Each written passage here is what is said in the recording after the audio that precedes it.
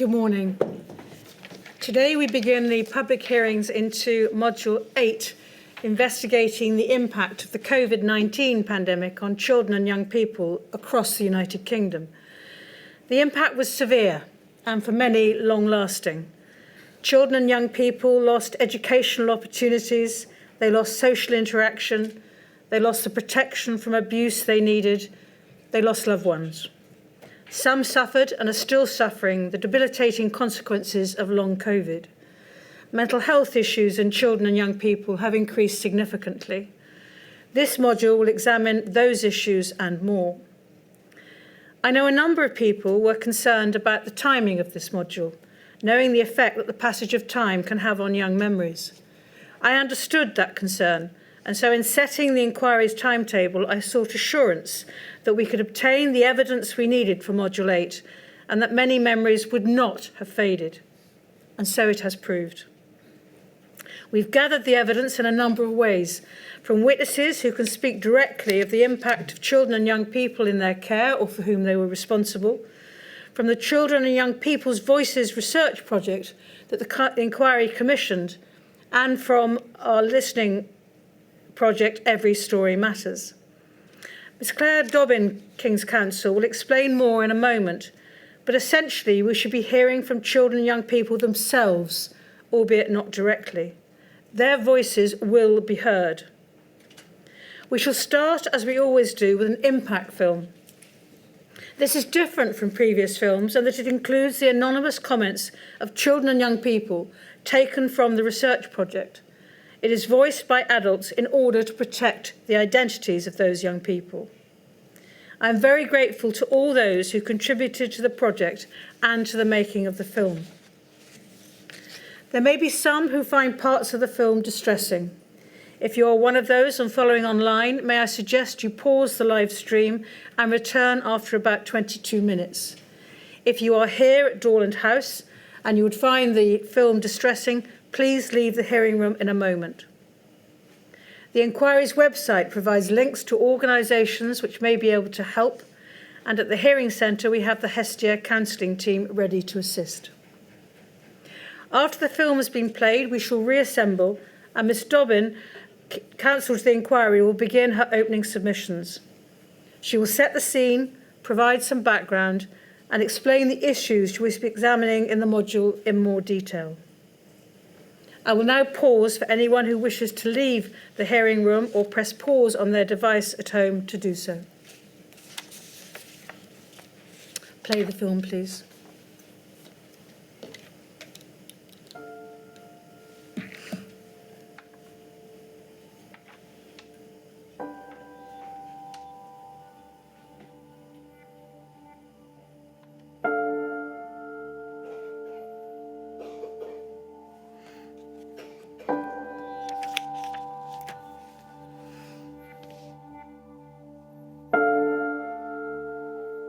I noticed that everyone was saying, bye, see you in a few months or a few weeks.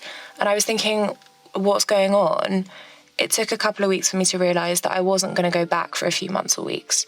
I felt okay, but I was a bit sad because I didn't get to see my friends every day.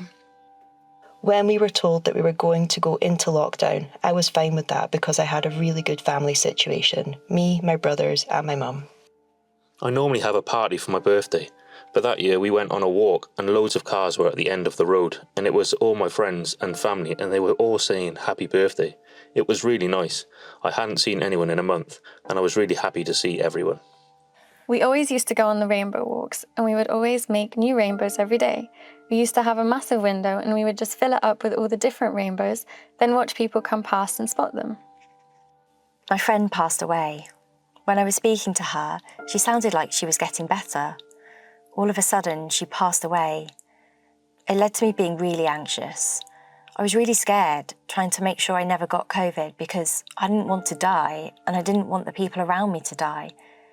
I just didn't want it to happen to any of my other relatives, like my mum and my dad and my brothers. When I had COVID, I slept throughout the day most of the time. I lost 12 kilos because the second time around I couldn't eat. If I ate or drank water, sometimes I would just throw up. Not doing exercise didn't benefit me at all. My first game back was an absolute shambles. I had to come off after 10 minutes because I couldn't run anymore. I'd lost all my fitness and stamina, so I just really didn't want to catch it again. As an 18-year-old who was just living life, all of a sudden I'm unwell, and I'd never been unwell like that, before. My dad came in, he'd check up on me. I couldn't talk and I didn't understand why. I just remember he rang 111 and they kind of turned around and said, it sounds like she's having breathing difficulties, so we're going to send an ambulance out.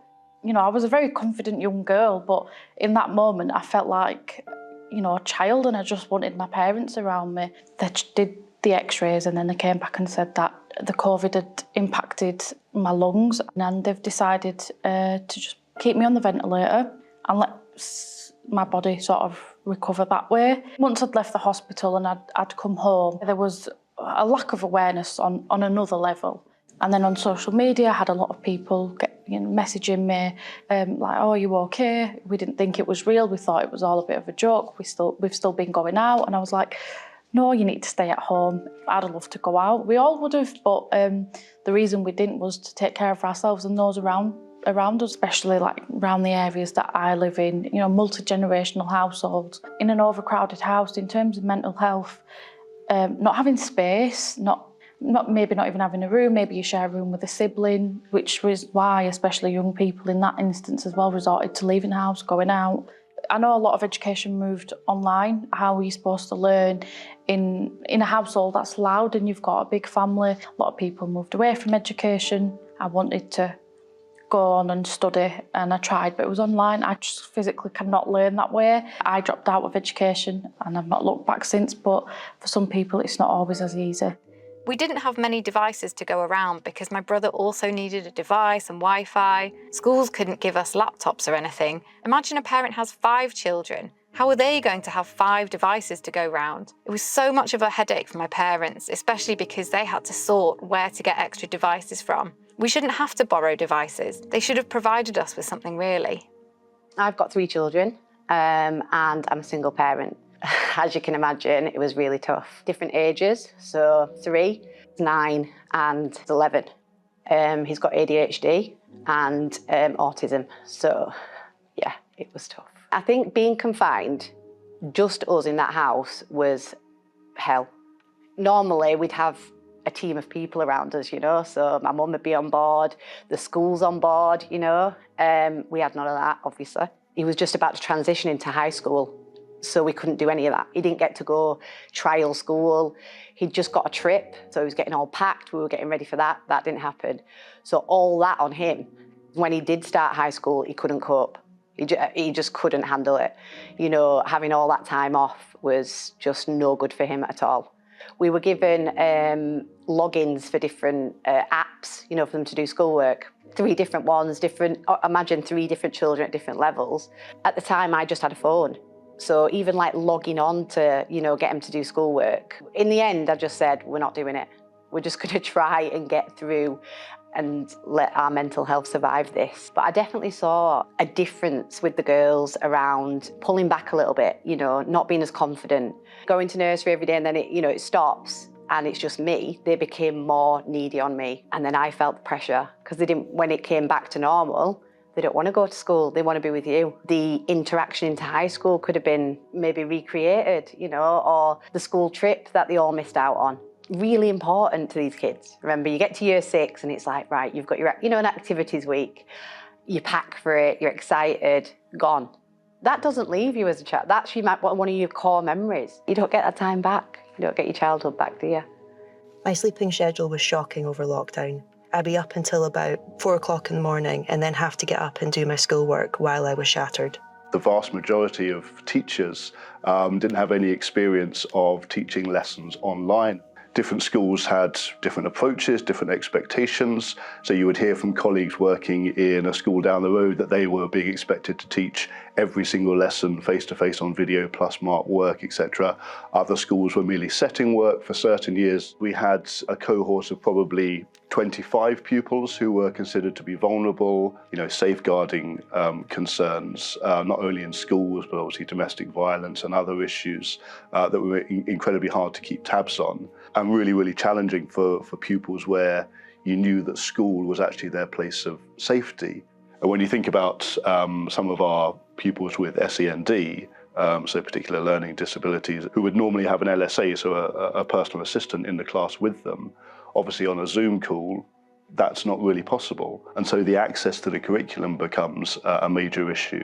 A lot of my secondary caseload are children who don't go to school or who don't go to all of their classes. The knock-on impact on mental health, I think, has been quite significant, particularly for the kids who didn't have the support over transition, and even for our kids who were babies. They're now starting to come to school, but not having had that experience of going to baby groups and things, we're seeing kids are a little bit less confident, or they're not quite so sure how to play. Or kids who were in just starting school, or who were towards the end of their first year at school, the impact on their kind of learning has been quite significant as well. My son was born in January 2021.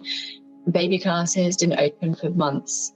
Mostly we didn't leave the house. I think that the effects of that were quite long lasting, because even when things reopened, by that point we just kind of got into a routine of being in our house. He's always found transitions very difficult. I don't know how much of that is just his sort of personality. I think that's what's hard about this, is what is sort of pandemic related and what is kind of just him.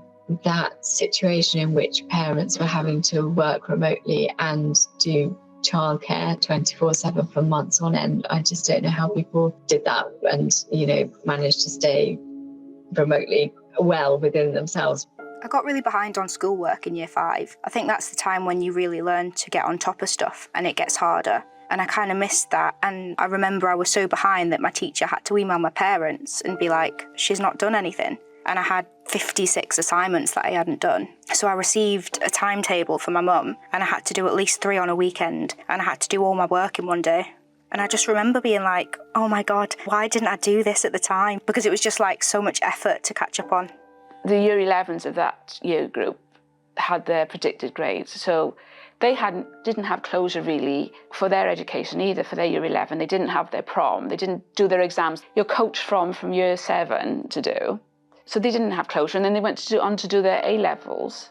But there was problems with that. And then when they went to university, they were still locked down, so they weren't getting quality of education. They have that generation, they haven't had almost a rite of passage of their education. And now working in schools, this current year 7 are the only ones who weren't directly affected by the lockdown.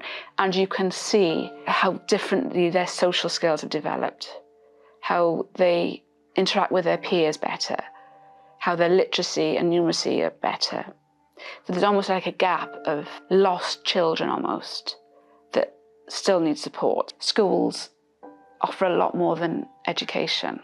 We're still seeing a lot of who are going into becoming adults and going to have their children, and that development isn't there now.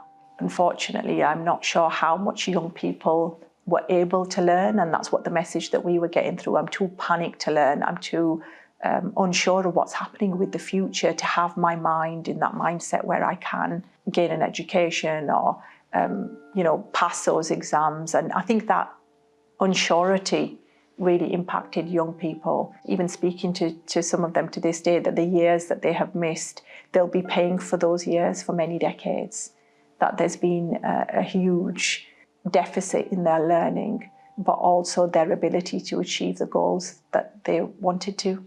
I was in my final year of A-levels. It was obviously a bit of a shock to all of us, because we'd never been in the situation where we thought our exams or our assessments would get cancelled or put on hold. It just felt like a joke with all the work that we put in and all the man hours and all the crying and all the stressing. It just felt like a bit of a punch to the face in a way after everything. I think there was quite a lot of anger and a lot of frustration that for some reason, despite all our work that we've evidenced, and we had a mock exam before the COVID lockdown had hit, that a computerized system was going to calculate what we ended up getting in the end. I was told not to continue studying. I was told that we would just let this system handle what grades we got in the end. Despite me attending what was considered one of the best state schools in my region, I was awarded grades which were 2 to 3 lower than what I was originally predicted from my mock exams. Everyone in my class seemed to be receiving 2 or 3 lower grades than what they predicted. So a lot of people missed out on some offers. A lot of people weren't able to go to university and had to retake the next year's result. So thankfully, there seemed to be a mass-wide appeal because everyone then got their grades as they deserved. I ended up getting much higher, what I wanted, and ended up going to university straight away. I don't think a lot of adults understand how hard it was. We gave up things like prom and exams. They're really important. They're memories that we've lost out on. I think more people, including the government, need to appreciate the sacrifice that people from 14 to 20 made. 18-year-olds who didn't get their 18th birthday. They didn't get to learn how to drive at 17, and those are huge milestones. Even though 40-year-olds probably think that's so silly, how would they feel if they lost out on those things? I think they need to appreciate how difficult it was for us. Young people's safe spaces were completely shut and removed from underneath their feet. Food poverty, where we live, is quite rife, and food insecurity is just something that many families faced. So young people not even receiving their free school meals within school was something that I don't think many people even realise was that lifeline for some families. And to be quite honest, statutory services just closed their doors. So as a community organisation, we really felt that there was a responsibility and an onus on us to actually step up and be that lifeline for young people. The reality is that there's still quite a lot of trauma that young people are carrying. We unfortunately live within a community where domestic violence is something that is at an all-time high, and I genuinely believe that COVID heightened that throughout our borough.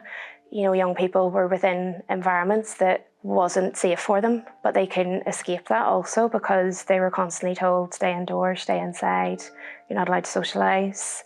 With young people, particularly young women, spending more time on social media, just being exposed to some of the harmful things that's on social media, it genuinely has impacted their self-esteem and their confidence, their self-worth. How they even view their body image has been huge.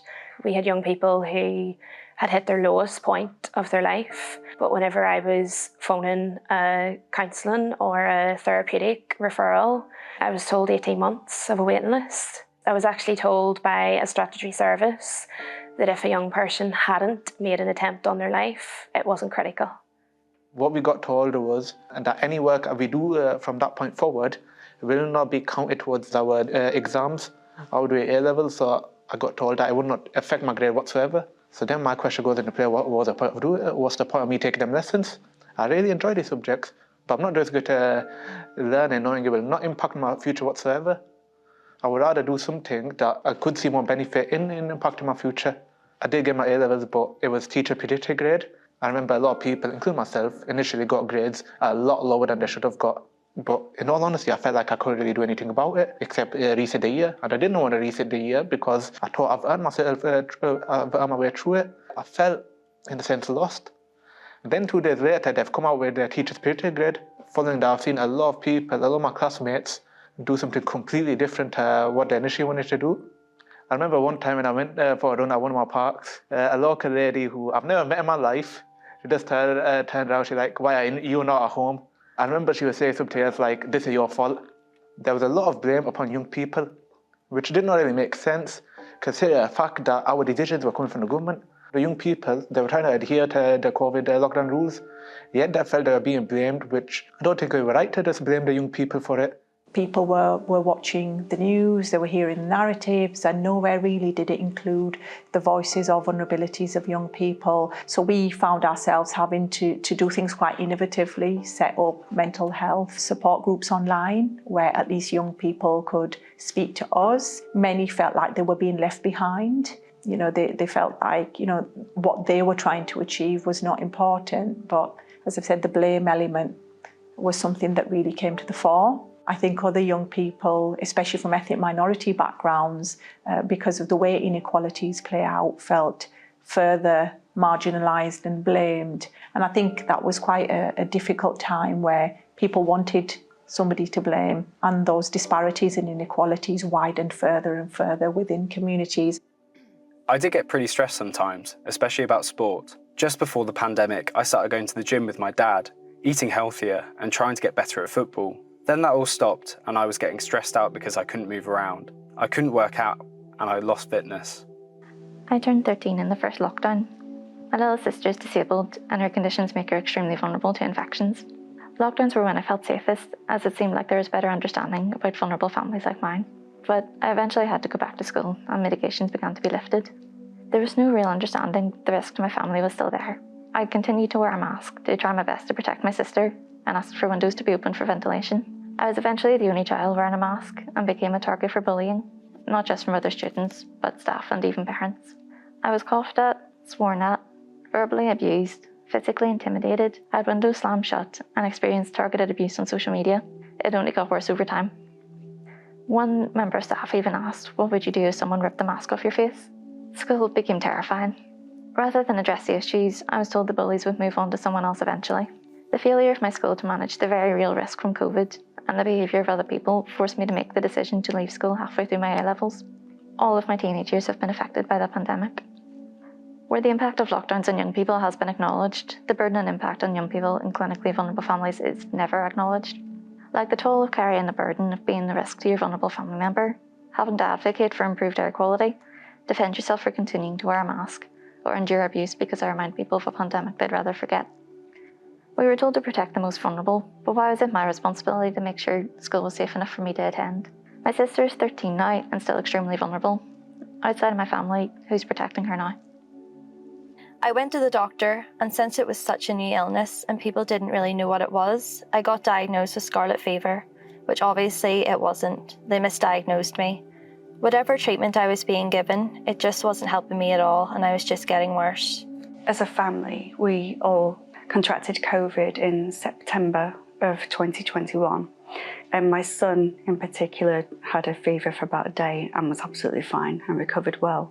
And then about 4 weeks later, he became unwell and developed some worrying symptoms. So he had quite a high-grade fever and ended up very distressed with kind of pain everywhere. We went back to the hospital and he was at that point quite critically unwell, and he developed a syndrome called PIMS-TS, which is specific to COVID. It's triggered by COVID, so the syndrome didn't exist before the pandemic. So he came home after a few weeks and he's still to this day. At the time he was nearly 4, but he's still living with the consequences of PIMS. So his immunity has been very weak ever since. And he's got an ME diagnosis as a result of the COVID and the PIMS, which means an education healthcare plan at school. So he's still very much affected to this day. Maybe his experience wouldn't have been so dire if they picked it up a bit sooner by asking the question, has he had COVID recently? I think psychological input would be really, really good for the children that go through this. It affected me. I've got long COVID and it's really made a difference to my life. It can stop me from doing what I want to do. It can be difficult for me to feel like that kind of optimistic self that I was before. Obviously, you want to do these new things and you're feeling positive, but sometimes you have that feeling, what if COVID comes again? And you never feel 100% secure in how life is going to go because something like COVID could come and everything stops again. It was year 7, and within the first 2 weeks, he got ill. What was meant to be, a beginning of exciting teenage year for him has very quickly turned into a horrific journey. And until today, he actually has no friend at all. He's been out of school since February 2022. Everything was put down to anxiety and peer pressure, and there is nothing wrong. Children don't get ill. And he should be running around. Well, he couldn't, could he? And there was no medication, really. Our family life completely stopped. We had to seek private care as well. He's now improved his baseline. He can now have a full 30 minutes lesson in the morning and in the afternoon, but that's all he can manage. We are hoping things will improve. There will be trials, there will be treatment, so the children can go back to the society and continue their life. But they lost so much. It's a huge worry to us how his life will go, how he will manage to look after himself. Will he be able to finish any school, any education? Would he have any support? We shouldn't sacrifice children Children are the future.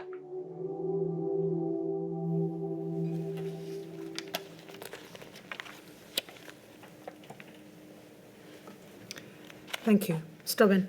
Thank you. My lady, in Module 8, the inquiry turns its lens to children and young people. Childhood is short. It's the crucible within which all humans are forged, shaping the adults we become and the lives we lead. 5 years on from the onset of the pandemic, and with the distance of time, it's possible to forget quite how profoundly the COVID-19 pandemic interrupted the childhood of almost all children in the UK. Not least, it demonstrated to a generation that there are existential threats and frightening events beyond those caused by adults and beyond the control of any adult. For some children, that threat materialised into the loss of parents, grandparents, and people who they loved. Some children died from COVID-19 across the UK. Other children continue to live with the direct, long-term consequences of it, and their lives have been greatly changed too. Across the UK, school closures and lockdowns brought an abrupt halt to most aspects of a child's daily life. This went well beyond not being able to go to school. For younger children, it involved the curtailment of play and of those services which support families in bringing them up. For school-aged children, the pandemic meant that they missed many of the important events and rites of passage that mark out their development, like the transition to primary school or to secondary school and leaving school. It deprived children of much of the fun that makes a childhood: birthday parties, playing sport, prom, school trips, holidays, all everyday aspects of what it means to be a child, but which comprise the very fabric of childhood. Critically, it interfered with the ability of children to make and sustain friendships. Unable to see each other, children had to find new ways to communicate and of being with each other. And Module 8 will consider the rapid way in which children's lives went online. And of course, the pandemic also meant that wider families couldn't see each other, and that children missed out on the sheer joy of physical contact with grandparents and other relatives. As one child told the inquiry's research project, "When Boris said grandparents can go and see people, my gran came to stay and jumped into the bed. Me and my sister started crying with happiness, and she also slept with us like 1 or 2 nights." My lady, that research project is the inquiry's Children and Young People's Voices research, which you mentioned. It culminated in a report which was published on the 15th of September of this year, and with your permission, it will be adduced in evidence. It was commissioned in response to the frequently made criticism that during the pandemic, children's voices were not heard or their experiences not understood, and that decision-making about them suffered as a consequence. Of course, that's a matter which will be investigated over the next 4 weeks, but it was vitally important to this inquiry that Module 8's work was guided and informed by what children said, not mediated through what adults said. It was also recognised that calling children to speak about painful experiences in the public forum of an inquiry would risk harming them. For that reason, too, the inquiry commissioned the Children and Young People's research. It was research which was trauma-informed and participant-led, and it meant that children and young people could share their experiences in a way that was safe and meaningful. For the purposes of the report, 600 interviews were conducted with children and young people who were between the ages of 5 and 18 during the pandemic. 300 of those interviews were with a general sample of participants who were broadly reflective of the UK population. 300 were with a targeted sample of specific groups of children who evidence suggested were particularly impacted by the pandemic. And of course, some children fell into multiple groups of disadvantage. And what those children said in the interviews has proved extremely important to the inquiry in terms of allowing it to see into the reality of children's lives and also to understand more about what was helpful and what supported children during the pandemic too. Another important source of information about children's experiences is the Every Story Matters record for Module 8, drawn from the inquiry's Every Story Matters project. This comprises the personal accounts of parents, carers and professionals who worked with or cared for children across the UK. And it also included young people who are now 18 to 25, but who fell within the inquiry's definition of a child or a young person during the pandemic. The Every Story Matters record for Module 8 draws upon almost 18,000 stories and 429 targeted interviews, specifically documenting impact on children and young people. And again, my lady, with your permission, it will be adduced in evidence and published online today. And it will stand as a lasting account of the cost of the pandemic to children. It wouldn't be possible for me to do justice to that record and the multiplicity of experiences that people shared, or the accounts that children gave to the research project in this opening. But what I will try to do in the course of it is to refer to extracts where they particularly illuminate the reality of children's lives. But both documents form an important evidence base for this module. And what they demonstrate is the willingness of children and the strength children showed during the pandemic in making sacrifices for the benefit of all of society as well as for their own families. You're going to hear evidence over the next few weeks about those children who had serious chronic illness during the pandemic and who were really scared about catching COVID-19. You'll also hear about those children in families to whom COVID-19 posed a real risk and the hardships they endured. As one young person in Wales explained to Every Story Matters, we stuck to it all straight away. As soon as lockdown was announced, I was in. I didn't see my friends for close to 3 months. We were having to walk almost an hour each way to our local town just to get the shopping in at that point. We were really scared. You don't want to catch it yourself, never mind the fact that we had someone vulnerable living with us. Or in terms of the more general cost perhaps borne by children, another from Scotland explained, my younger sibling, who pre-COVID attended a plethora of extracurricular activities and thrived in social situations, was reduced to a near-silent young person who no longer practiced any of his COVID-19 activities, such as music, sport, or scouting. The Children and Young People's Voices report and Every Story Matters also demonstrate the real difference that some teachers and school staff made to children, and you'll hear more about the role that they played, not just in keeping schools open to some children, but in supporting children and their families who were at home during periods of school closure and in need. In doing so, those who came into school or who went out to visit families put themselves and their own families at risk.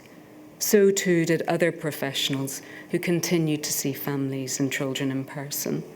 And it's important at the outset of Module 8 to acknowledge the dedication of these professionals to children and the contribution that they made to keeping children safe and supported during the pandemic in what were often very difficult circumstances.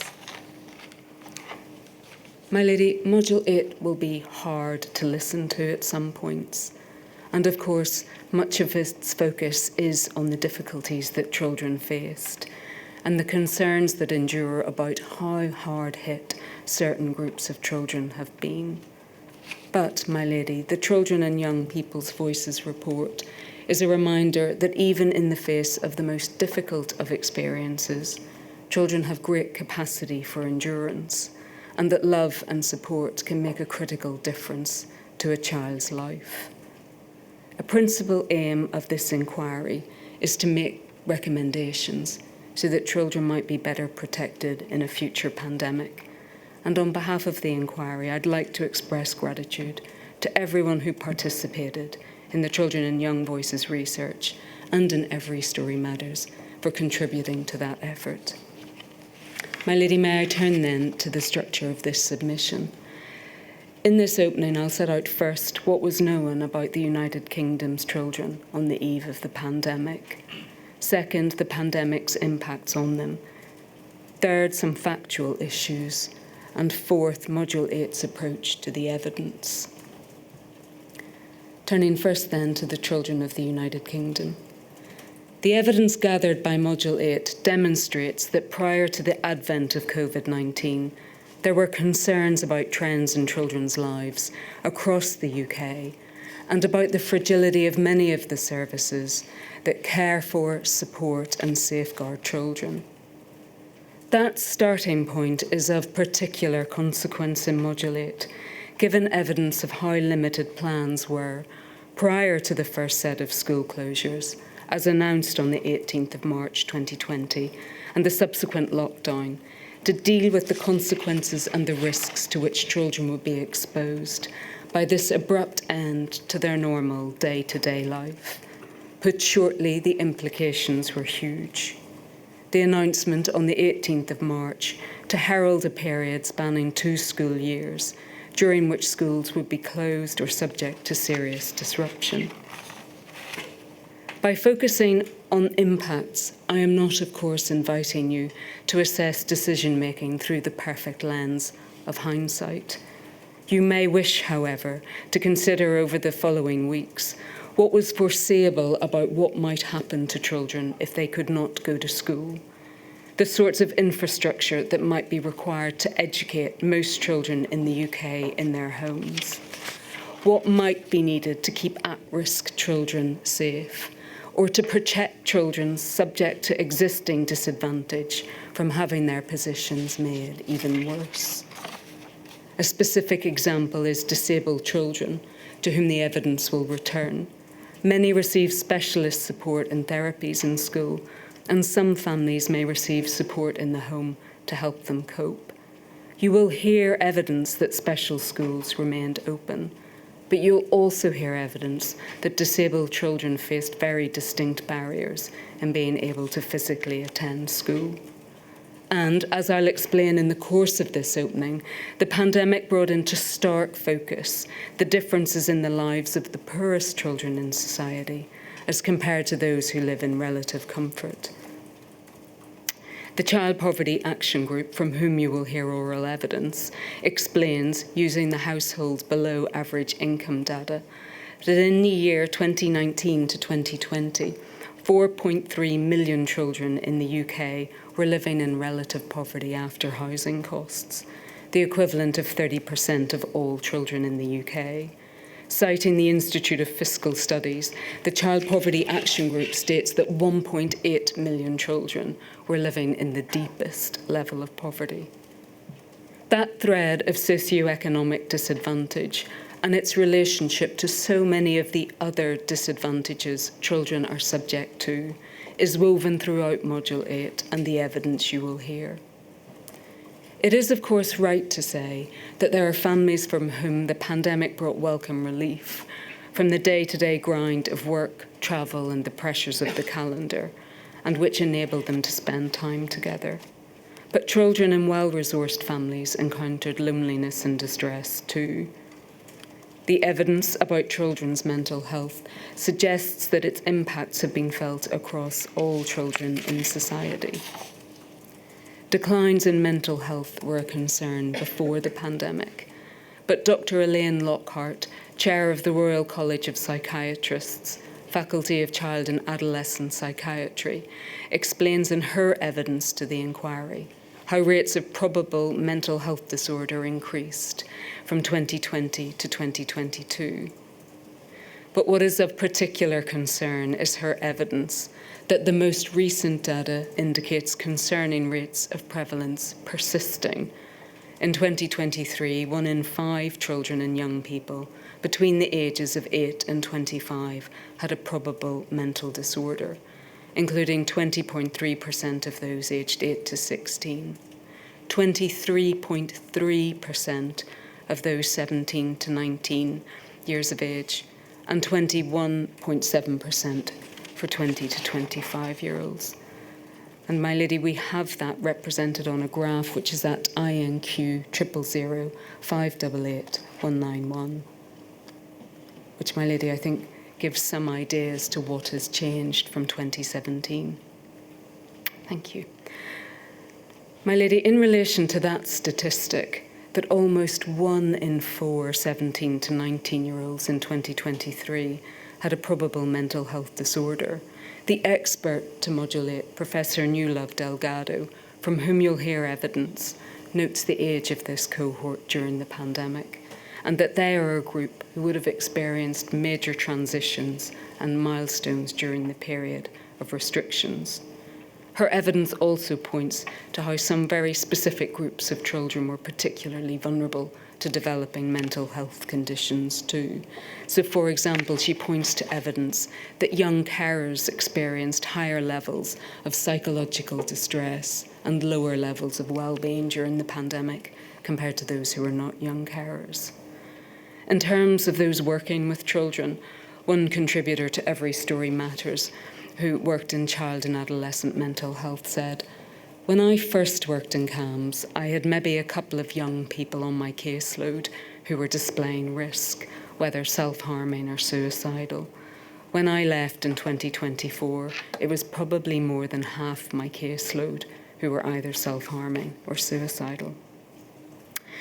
The extent to which the pandemic caused or contributed to these declines in mental health will be explored in evidence. But it obviously raises the important question of whether there were children at particularly sensitive points in their development that rendered them more vulnerable to developing mental health conditions, and whether that's something that should be taken into account in planning for any future pandemic or national emergency. The Children and Young People's Voices research also makes clear just how important supportive relationships within the family were in terms of equipping children to cope, and conversely how hard it was for children to live in families where there was tensions and conflict.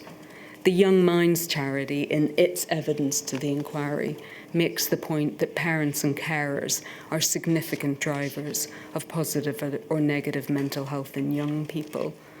And they say that providing them with the skills to recognise and engage with the signs of mental health challenges in children is something which could be done to help equip families to deal better in any future national emergencies or pandemic. My lady, turning to younger children, play is, of course, an important part of their development and maintaining their well-being. In terms of the curtailment of play, children, like all members of society, were prohibited from leaving their homes unless they had reasonable excuse, which included exercise. The position of children wasn't distinguished. In its evidence to the inquiry, Save the Children emphasises the equal importance of play and socialisation to a child's development as education. It notes that parks and playgrounds were policed and often closed. One parent explained in Every Story Matters how the restrictions had a cumulative effect. My first son had just turned 3 and there was no nursery for him, no playgrounds to let him burn off energy, no walks longer than 30 minutes, no libraries, no play dates, no shopping, no trampoline park. For some parents and children, the difficulties were more acute. A voluntary and community groups professional from England explained that the mothers they supported were usually confined to a hotel or a hostel room. Being able to go out to parks or come to our project, all of these things help with their health.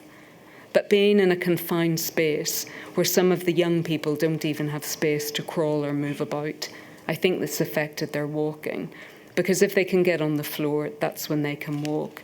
So delayed walking or crawling because they're sat in a chair or a cot for long periods. Babies and young children were a source of particular concern during the pandemic because of their distinct vulnerability to deliberate harm within the home.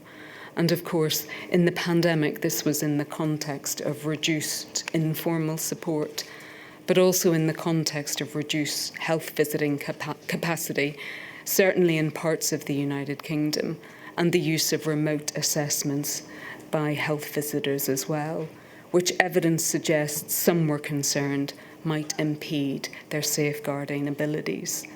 And my lady, you'll hear about a consensus of opinion that now exists that in a future pandemic ways must be found to maintain health visiting. You'll also hear evidence about the registration of births being suspended in England and Scotland until it was realised that this was putting infants at risk. The position of children under 5 and the particular implications of the pandemic for them and their development will be considered in further detail with the evidence of Professor Catherine Davies, the expert to modulate. My lady, turning then to education. The defining universal consequence of the pandemic for school-aged children was the closure of schools to most of them. This is a principal and obvious focus of Modulate. School is the central structure aside family in most school-aged children's lives. It's not simply a place of education, critical though that might be to a child's life chances. It provides routine. It's where most children find their main friendship groups. It's where they develop important skills and receive support to help them develop. For others, and I will return to this, it serves a far more basic function. It's a place of safety and where basic needs are met. The Children and Young People's Voices report exemplifies why it is so important to listen to children in this regard. You're going to hear evidence about the efforts that the governments of the UK and the devolved nations went to provide remote forms of education and devices to children who needed them. But it's children who provide a realistic assessment of what barriers they faced when it came to keeping up with schoolwork. These range from the very basic, like having somewhere to work. A child explains, especially because we only had one table, like a good table. So it was very hard balancing who could have a table and who could go onto the floor and work. Other children who did have access to devices were candid about what they were doing. One child explained, I was sitting there with no school, playing Animal Crossing for like 6 months. I literally had no work for 6 months and no teacher ever called me. I just got to do what I wanted. Or the child who explained, I was mostly playing video games, just like Roblox, just like 24/7. Because of the fact we didn't have much help during the online school, pretty much myself and a couple of friends, we would just play Roblox 24/7. I remember looking at my screen time and it was 17 hours, like 17 hours daily, every single day. I think I ended up getting over that, like into 19 hours per day. I thought it was fine. Or the child who said, people would answer the remote lesson call in bed. People would be in science third lesson and would literally have the camera off and would be posting on their Instagram stories or their Snapchat stories, literally them watching The Only Way is Essex or something like that, like no one was doing anything. I think it's really hard to be motivated when you're at home. Or the child who said, it was just all online and no one would have their cameras or mics on and it was just really weird, so weird. It was just not motivating, like what's the point? So I didn't do much there. My lady, of course, that's not representative of every child's experience, but it is a compelling illustration of how hard it was for some children to stay engaged at home. So in other words, it's the child's voice which demonstrates what the problems were, beyond the provision of devices or children theoretically logging on to join a class, and it shows what really needs to be tackled if online forms of education are to be effective in any future pandemic. For children subject to socioeconomic disadvantage, there was already a gap in their educational outcomes prior to the pandemic. This gap refers to the difference in attainment achieved by socioeconomically disadvantaged pupils and their peers. In its evidence to the inquiry, the Education Endowment Fund explains findings that it made in 2018. These included, importantly, that the disadvantage gap was not a problem found only in schools assessed by Ofsted as performing poorly. The gap was as large in schools rated outstanding as those rated inadequate. And although the attainment gap had reduced over the previous decade, the fund explained in 2018 it remains significant, and as a result of slow progress to close it, it would persist for decades. My lady, you're going to hear further evidence about this from both Ofsted and the Sutton Trust, about this disadvantage gap. But by way of example, in 2018 to 2019, based upon Department for Education statistics, at the end of primary school, pupils who were eligible for free school meals accounted for 42% of pupils with low prior attainment. And if you follow this through to secondary school, prior to the pandemic, disadvantaged children were twice as likely to leave formal education without GCSEs in English and maths than their better off classmates. And if I may, in terms of touch briefly upon other children subject to existing disadvantage, again, based upon Department for Education statistics, at the end of primary school, pupils with special educational needs and/or disabilities also accounted for 42% of all pupils with low prior attainment. And I use that term to encompass additional support needs in Scotland and additional learning needs in Wales. My lady, to provide you with an idea of the scale of special educational needs at the outset of the pandemic, in England there were 1.3 million children with such needs, 295,000 of whom had an education, health and care plan indicating a higher level of need. There were 216,000 children in Scotland with additional needs, 104,000 in Wales and 79,000 in Northern Ireland. My lady, I should say that the expert to Module 8 has concerns about the statistics in Northern Ireland, but I think that nonetheless gives you an idea of scale. And my lady, I'll address you further about those children who were entitled to go to school. But for children with special educational needs who were at home, evidence suggests that they faced barriers to accessing remote education too. My lady, I turn then to children at risk and school as a place of safety. In terms of the framework for safeguarding children, school are the constant eyes on children. It's teachers and other staff in schools who know the children who are hungry or dirty or who show other signs of neglect or injury, or who know the parents who raise concerns or suspicions. To borrow from what the British Association of Social Workers say in its evidence, schools are the early warning system. And you'll hear evidence about declines in the number of children who were referred to social services during periods of school closure. As explained by Professor Driscoll, Professor of Children's Rights at King's College London, the pandemic forced the question of the role of schools in local safeguarding arrangements to the fore. Closure of schools starkly highlighted the importance of schools as the agency which knows children and families best, and the significance of school attendance as a protective factor. School is not, of course, the entire picture, and there are other parts of the state which bear important responsibility for children. Because the reality is there are carers who can't cope or provide their children with adequate care, or who actively pose a risk to them. The numbers of children who were cared for in 2020 speaks to this. It's important to acknowledge that for those children who had been removed from their families, one hardship caused by the pandemic was the interference with their ability to see their relatives. A particular instance of this, described in the Children and Young People's Voices report, is powerful because of its understatement. A boy who was cared for by a local authority explains, "They didn't really let me and my brother have contact that much. I think we did anyway.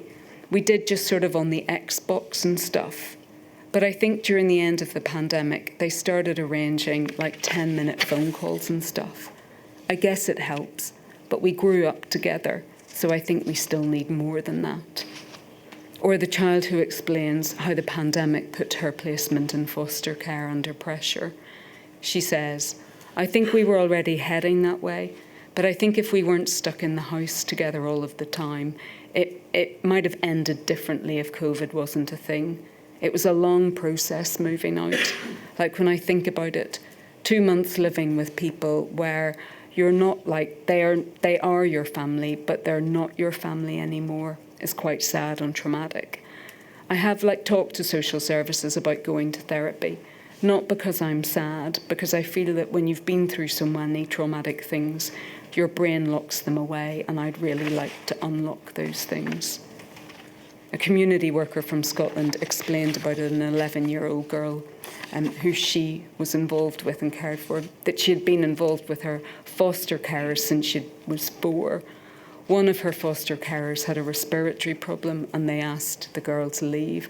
And the community worker goes on to explain, it was a very stable foster care placement that just totally disintegrated within a couple of hours. So her whole life changed from one day to the next because of these reactions by the adults around her, and it was heartbreaking. In March 2020, across the United Kingdom, there were children on a child protection plan in England or on the Child Protection Register in Scotland, Wales, and Northern Ireland. These were the children identified as being at risk of significant harm. But in addition to that, there is a broader cohort of children in each part of the UK who meet the threshold of being children in need and who are also provided or may be provided with statutory services. My lady, you'll hear evidence that, for example, in England, domestic abuse was the most commonly identified concern after local authority assessment as to whether a child was in need, which you'll recall from Module 2 was anticipated to increase during lockdowns based upon what was known about patterns, for example, during Christmas holidays. The numbers of children in need must also be considered in the context of services which were struggling to meet their statutory objectives. For example, in August 2019, half of all local authority children's services in England were deemed by Ofsted to be either inadequate or requiring improvement. There were problems in Northern Ireland too, for example. There's evidence of the high numbers of cases which hadn't been allocated to a social worker. And the Department of Health explains that despite the funding that was provided to meet this concern, at the end of November 2024, the number of unallocated cases was more than double that had been in 2019. Whilst there are children who meet the statutory threshold for the provision of social care services, there is a much wider pool of children whose circumstances put them at risk. The Vulnerable Children and Young People's Programme, one of the Cabinet Office's priority programmes during the pandemic, prepared slides for a presentation on the 17th of April 2020, which referred to 1.9 million children, in the words of the slide, on a narrow measure, living in high-risk households. That contrasts with the Children's Commissioner for England figures for 2019, which estimated that 2.3 million children were living with risk because of a vulnerable family background. My lady will ask more about these measurements and seek to clarify how vulnerability was being assessed, but it seems accepted on all hands that at the outset of the pandemic, there was a very large population of children in each part of the UK whose circumstances put them at risk, but who were unknown to social care services and who could become invisible in the context of school closures and lockdown. And my lady, the reality is that there were children who suffered grievous harm at the hands of their carers during the pandemic. The carers of those children bear responsibility for the violence and neglect inflicted on children, and these children stand as the starkest examples of what adults are capable of doing to children behind closed doors. And these children are a salient reminder of the different ways in which children are vulnerable to, and of course we'll touch on that in the course of the evidence. And it's important to say now that these cases are distressing to hear details of. They include the death of Kaylee Titford, my lady, who died just after her 16th birthday and whose parents were convicted of her manslaughter. Kaylee had spina bifida, used a wheelchair and died in horrendous conditions. She was identified as a vulnerable child, but she stopped attending school in March 2020 because she was shielding. She wasn't subject to a care and support plan. She was due to return to school in October 2020, but she died before that could happen. Mr. Justice Griffiths, sentencing her parents, described it as a horrifying case, a case of sustained neglect leading to the death of a completely dependent, bedridden, vulnerable, disabled child at the hands of her own parents. Whilst Kaylee's death encapsulates the very worst of what can happen by a child going unseen, or their conditions going unseen, or their needs unmet by their carers, there are important broader lessons to be considered about the nature of childhood vulnerability, about disability, and how children like Kaylee could be better protected in a future national emergency. In her evidence to the inquiry, Professor Driscoll explains that serious incident notifications to the Child Safeguarding Practice Review reached a peak in the year to the 31st of March 2021. The largest increase in the total number occurred between April and September 2020. Professor Driscoll notes that interpreting this data is complicated and that the Department for Education position is that it's not possible to say whether this peak was linked to the pandemic. But in its annual report, the Child Safeguarding Practice Review Panel found that the COVID-19 outbreak continued to present a situational risk for vulnerable children and families. And on the question of the combined reduction in oversight, Professor Peter Green of the National Network of Designated Healthcare Leads, in his evidence to the inquiry about safeguarding, points to the lack of external oversight by teachers, general practitioners, health visitors and social workers, and refers to reports that sales of alcohol went up when hospitality venues shut down. He states it wasn't hard to predict harm to children on an exceptional scale. For all children at risk of not having their needs met at home or at risk of abuse, the critical issue was their lack of visibility.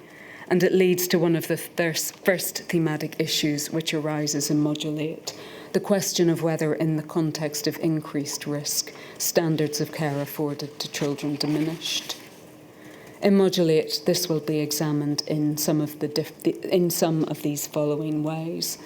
By considering the relaxation of laws across the UK intended to confer protection on children, the processes by which these relaxations were introduced, for example, including criticisms about lack of consultation, and that includes in England in relation to the adoption and children coronavirus regulations, which were held to be unlawful by reason of failure to consult the Children's Commissioner for England. In Wales, it encompasses the failure to conduct a child rights assessment for the first set of school closures. In both Scotland and Wales, it encompasses criticisms and concerns that rights assessments were not undertaken with sufficient rigour. In Northern Ireland, it includes evidence that there were failures to consult the Children's Commissioner there on a myriad of issues. And in terms of diminutions in standards for children, you'll be asked to consider changes that were made to the duties to provide for the requirements set out in the plans for children with heightened special educational needs or disabilities.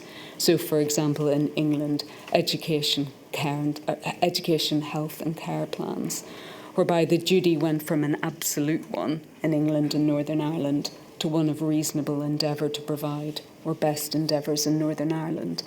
And it's understood that in Scotland these duties were suspended too, but that this didn't happen in Wales.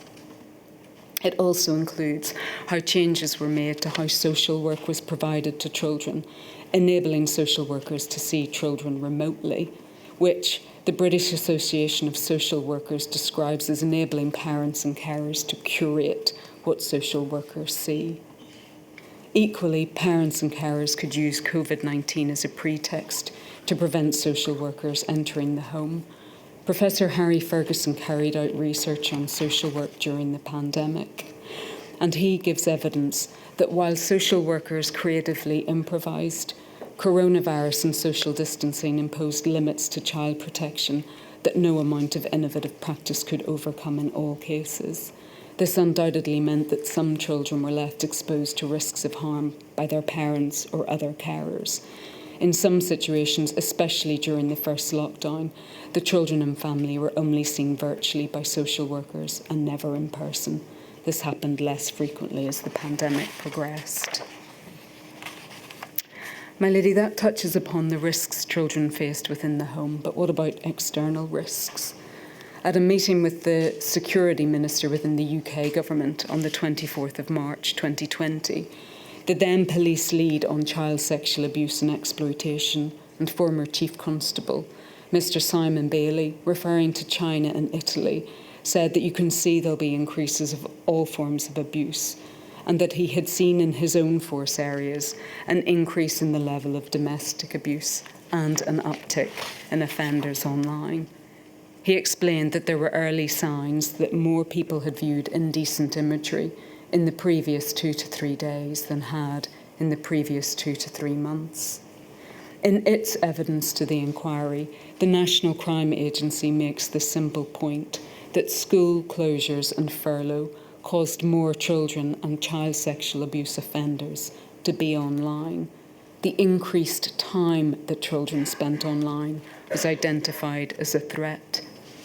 The National Crime Agency attributes boredom, lack of physical peer-to-peer interaction, and increases in unsupervised access to an increase in children's self-generated images being circulated.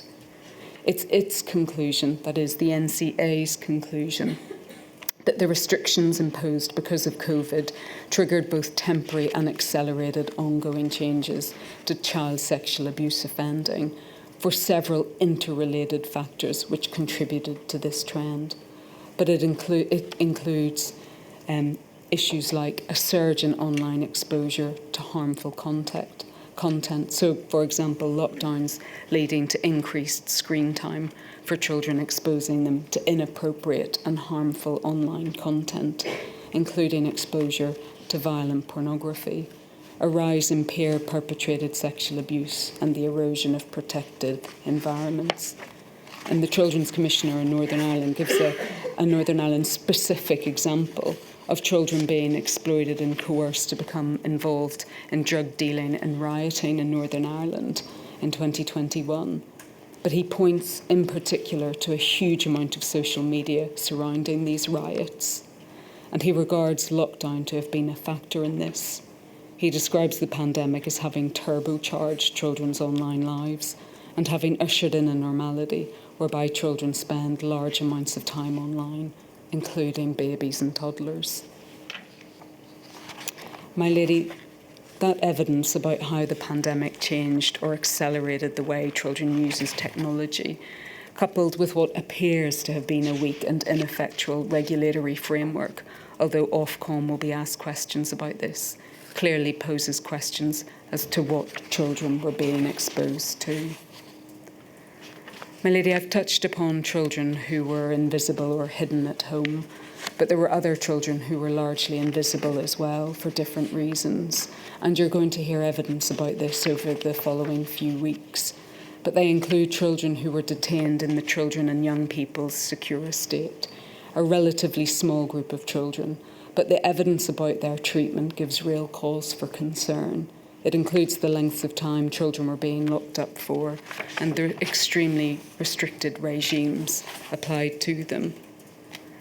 There's also evidence about the regimes or the conditions within which children detained in hospital were subject to, and children who arrived in the UK as unaccompanied migrants.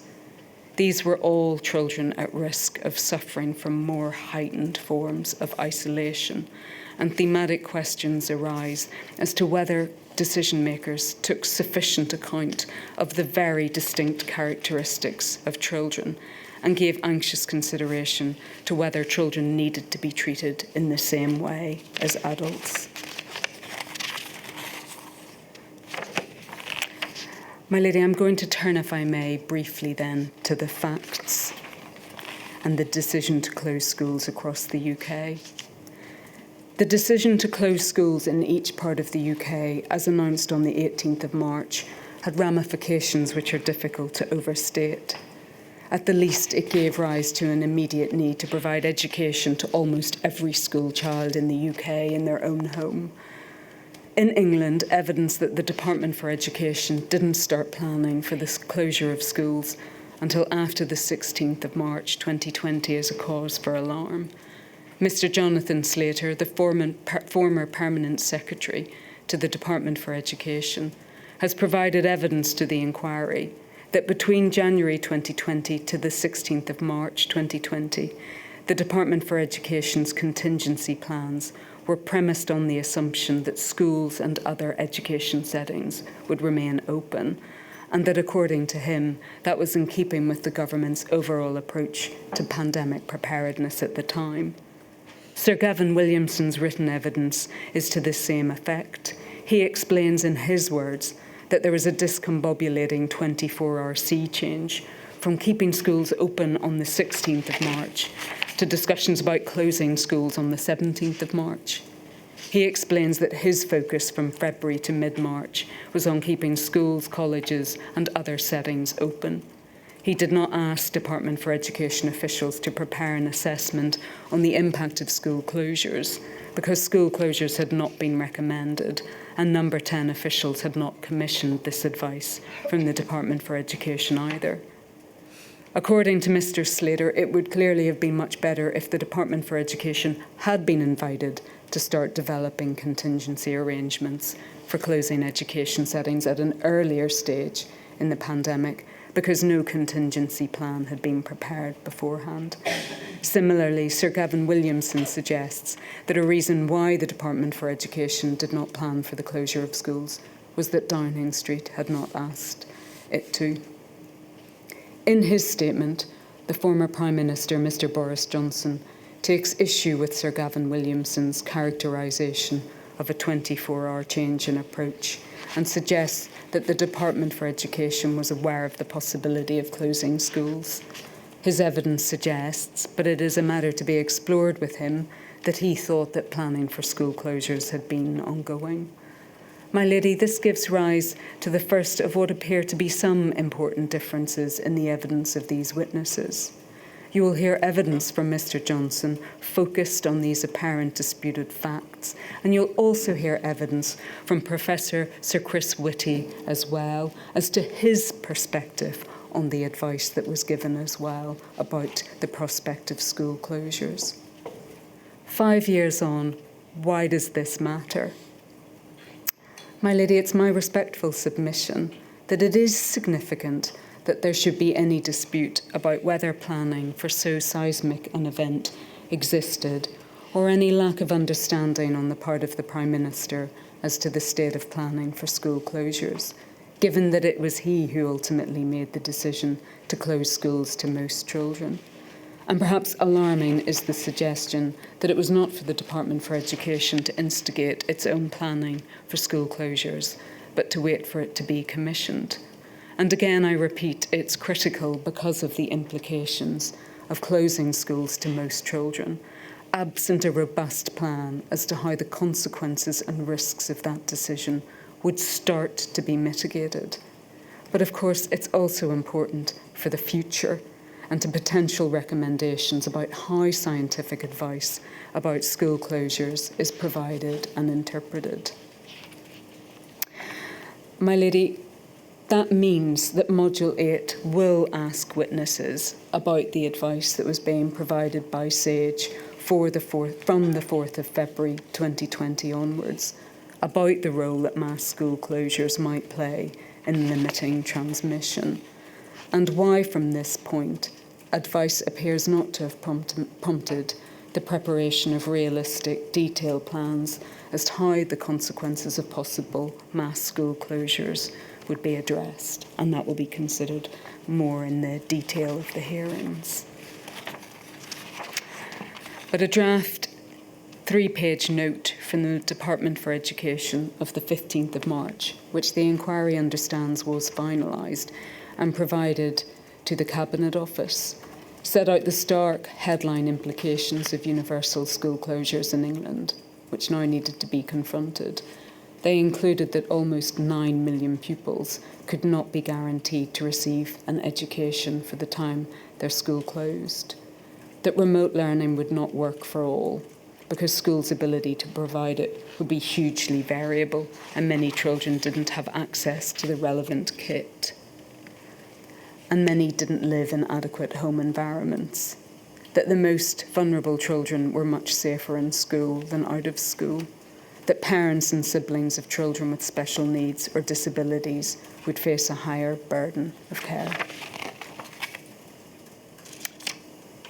My lady, I think we've reached a point, in fact, we may have overrun.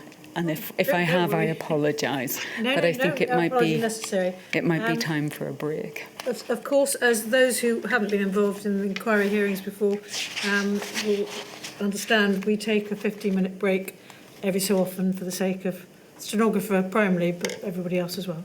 So I shall return at midday. All rise.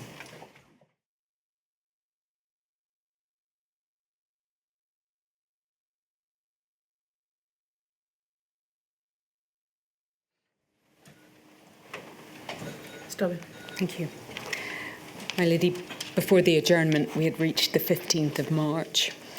Module 8 will consider in further detail the events which took place between the 16th and the 18th of March, leading to the announcement that schools would close in each part of the UK, including whether any of the other parts of the United Kingdom were any further advanced in their preparations.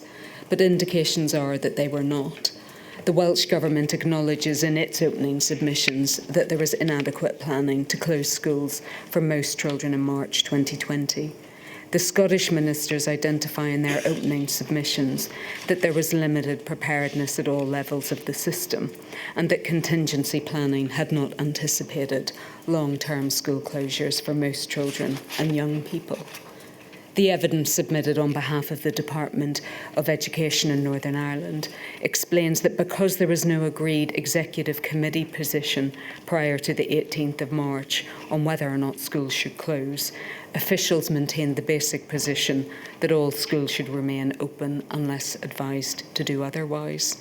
And the department was not involved in the discussions and not aware of what discussions took place at a higher level prior to the announcement to shut all schools as made by the First and Deputy First Ministers. Although it is suggested by the Director General Education and Justice within the Scottish Government that preparations for closures were a key focus of joint discussions between officials and the sector from February onwards, advice to the Deputy First Minister of the 17th of March 2020 suggested that a communication had been issued to local authorities only the week before, asking that they consider their arrangements for maintaining protections and support for vulnerable children in the event of localised school closures. The email chain expressed the view that it must be for local authorities to make arrangements that were most suited to their local circumstances. My lady, I turn then to a different subject, that of mitigating the impacts of school closures.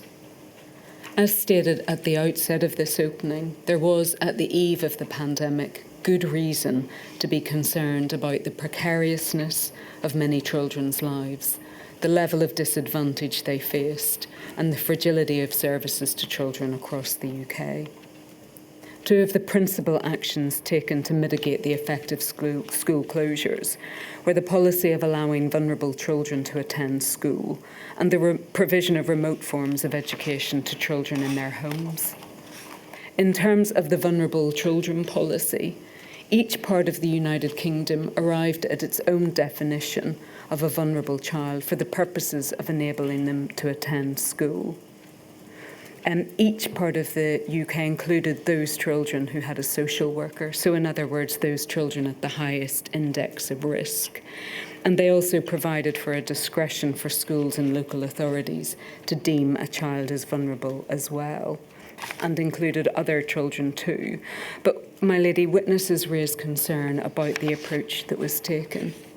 There is an obvious question of importance for the future as to how any government can get or persuade one section of carers or families to send their children to school when everyone else is being told of the grave risks of a disease or of the risks of overwhelming the health service. Issues are raised about how some of the messaging was put. So, for example, in an early iteration of guidance in England, the preamble stated if children can stay at home safely, they should, or in Scotland, but we need to keep the number of children taking up these places, whether in schools or other settings, to an absolute minimum. The priority must be for children of the most critical key workers and the most vulnerable children in our society. These examples raise obvious questions as to what families will self-identify as incapable of keeping their children safe at home or identifying their own children as vulnerable. Equally, the families who pose the most risk to children might be the least motivated to send their children to school. And how are schools and social workers to differentiate between families at genuine risk from a child getting COVID-19 and those for whom closures present an opportunistic way of avoiding school attendance? Another criticism is that, at least in England, the guidance omitted children with special educational needs.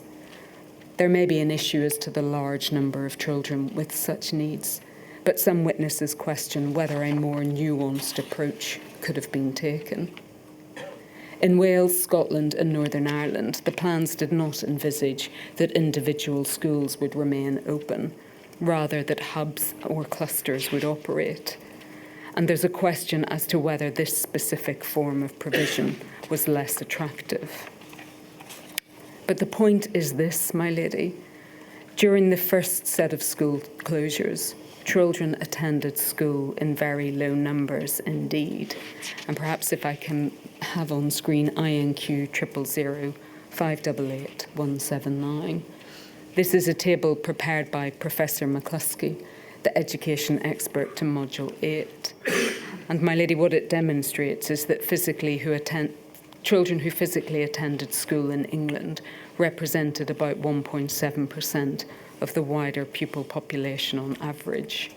The share of pupils attending school in Scotland and Wales during the first period of school closures was estimated to be about 1% of all pupils, and in Northern Ireland it was estimated to be 0.4%. Thank you.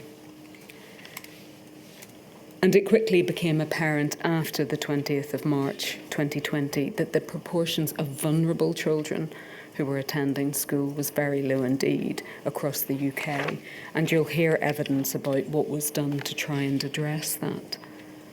But given the centrality of school attendance for vulnerable children as a means of protecting them, it is, my lady, important that you consider why, in the first set of school lockdowns, they attended in so few numbers, the extent to which this improved during the second set of national school closures, and what can be learnt from this. And of course, this evidence raises the stark question of what was happening to vulnerable children who were not attending school, and what was compensating for any increased risks to which they were exposed. For those children with an education, health and care plan in England, guidance from the 22nd of March 2020 advised that a risk assessment or young person for each child and young person be carried out before they could attend. Criticism has been made of widespread variation in whether and how this policy was implemented, and you'll hear evidence of families not being offered risk assessment at all. But my lady, in the first set of school closures, the reality is most children stayed at home, regardless of background, regardless of risk, regardless of disadvantage, and the only education they were able to receive was that which was provided to them in their home. I turn then to remote education.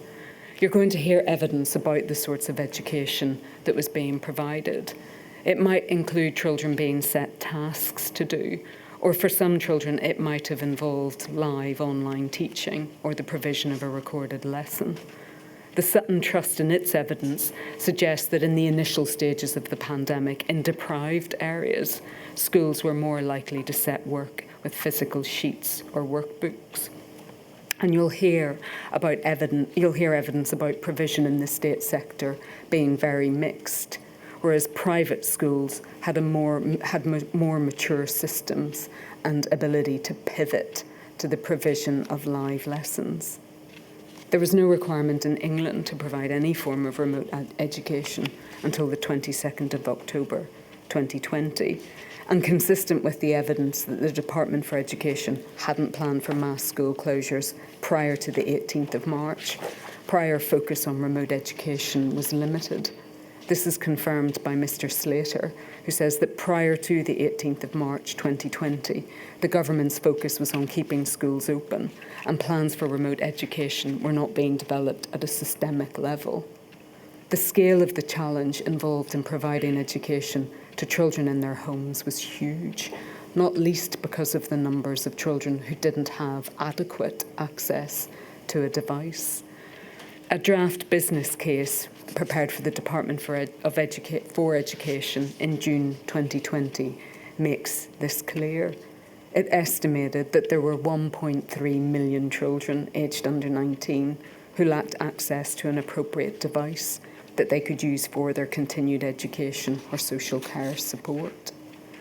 In Wales, there was an existing online learning platform which had been launched as long ago as 2012, but it's acknowledged on behalf of the Welsh Government that although this gave Wales a head start in the provision of remote learning prior to the 18th of March, only outline work had been completed on the practical details of how remote learning would be provided.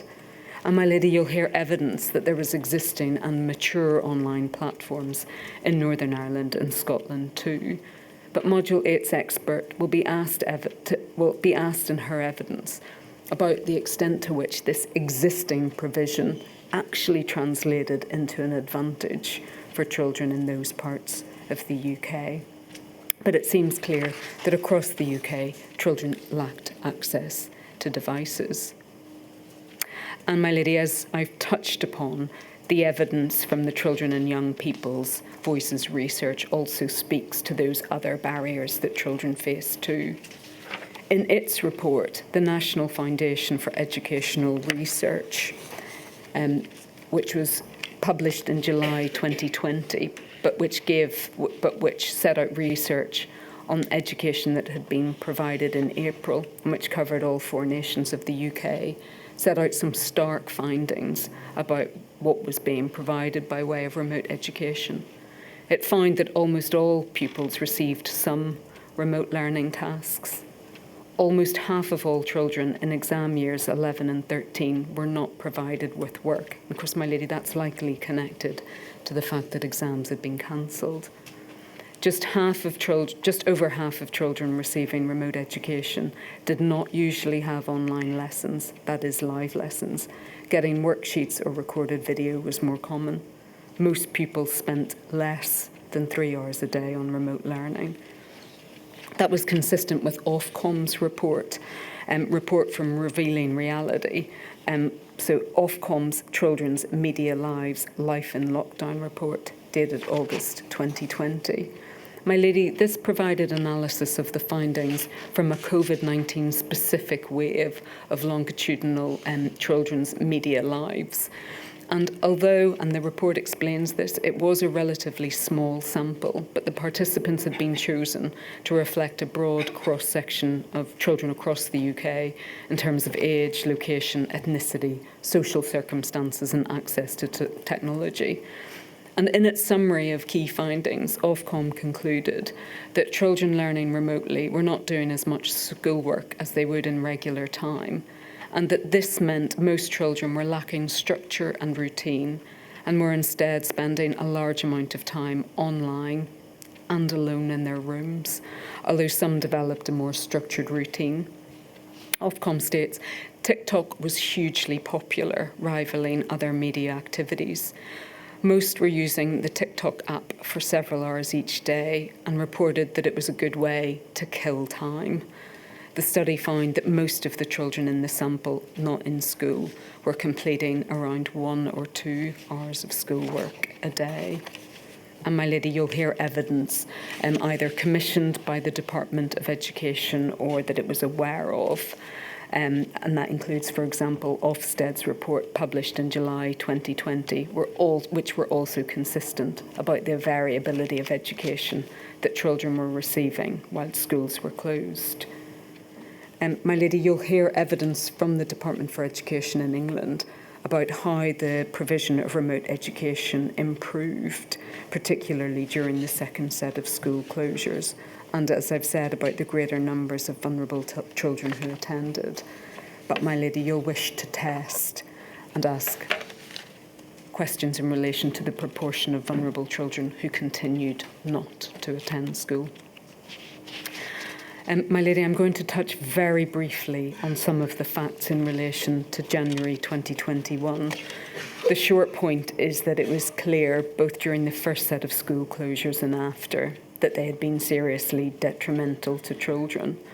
And from September 2020 onwards, across the UK, each nation strove to keep schools open, despite rising rates of transmission. But of course, by the 4th of January 2021, that policy had failed because, once again, schools had to close to most children.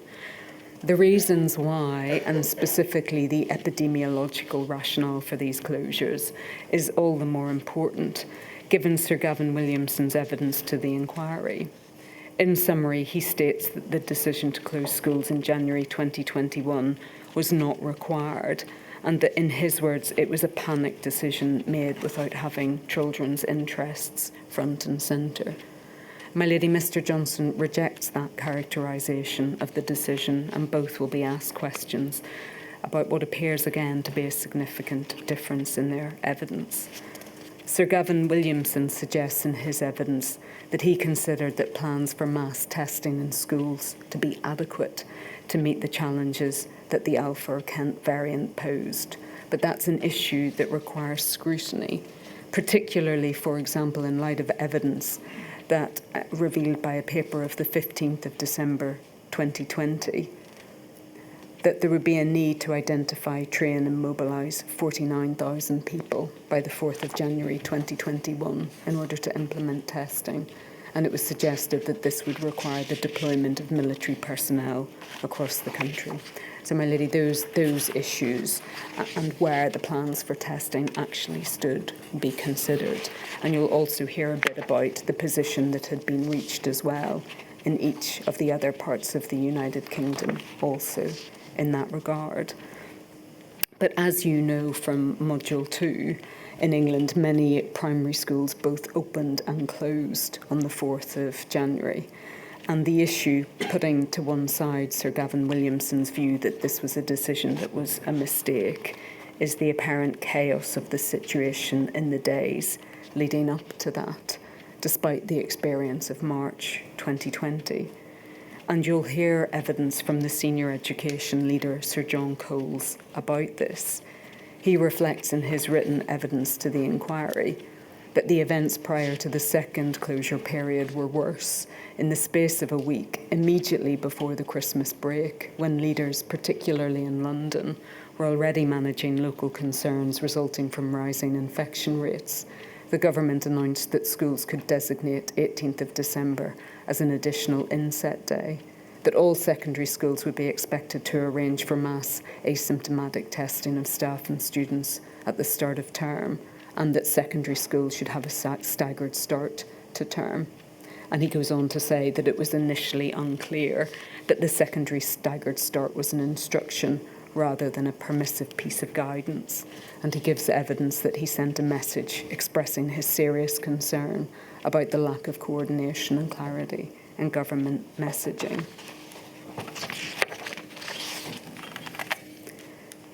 So again, my lady, in January 2021, the ordinary day-to-day life of most children came to an end, and for a considerable period of time. My lady, this opening has been an attempt to synthesise just some of the issues of fact and the thematic issues about which you will hear evidence. Time doesn't permit me to presage them all, but to return overall to the impacts that the pandemic has had for children. The evidence suggests that these are interlinked to pre-existing problems, then to specific aspects of the pandemic and to each other as well. In terms of the longer-term impact of the pandemic on educational outcomes, you will hear expert evidence about the gaps which have closed since the pandemic and those which endure. In this regard, the Education Endowment Foundation points to findings in October 2024 that the disadvantage attainment gap remains wider than pre-pandemic, that longer-term challenges from the pandemic persist. The longer-term fallout of the pandemic is evident in challenges reported by schools. The most common challenges reported were absences, difficulties obtaining external support for pupils, and increased staff workload relating to pupil behaviour and well-being. The Education Endowment Fund concludes that whilst there had been several years of progress in closing the attainment gap up to 2017, the gap between disadvantaged pupils and their peers is significantly wider than it was before the pandemic. My lady, one of the gravest impacts that you're going to hear evidence about is the extent to which rates of absence from school have deteriorated since the pandemic. Ofsted describes it as having had long-term impacts on attendance, which are stubborn and persistent. The picture in England is, in its words, stark and alarming. The headline figures reveal why. Persistent and severe absentees in state secondary schools have risen from 13.7% in 2018 to 2019 to 25.6% in 2023 to 2024. A separate and very worrying trend is the number of children who've been taken out of school entirely, ostensibly to be home educated. But you'll hear evidence about who some of these children are and why it's such a cause for alarm. In Wales, the Chief Inspector of Education and Training has provided evidence that secondary school pupils are missing on average nearly 11 days of education more per year than before the pandemic. Year 11 children have the lowest attendance. In 2023 and 2024, missing nearly 1 out of 6 days in their schooling. And of course, my lady, you'll notice again that these are children who were transitioning to secondary school during the pandemic.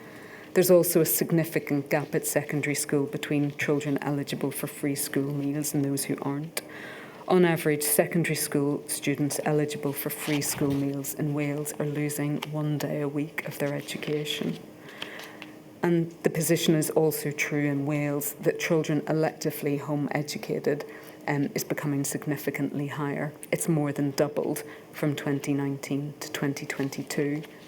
In Scotland, in the year 2023 to 24, school attendance was at a 10-year low.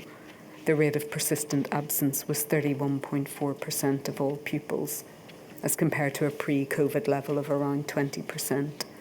And the picture is similar in Northern Ireland. The number of pupils with an absent rate of 10% or more increased by 123% from 2017-18 to 2023-24.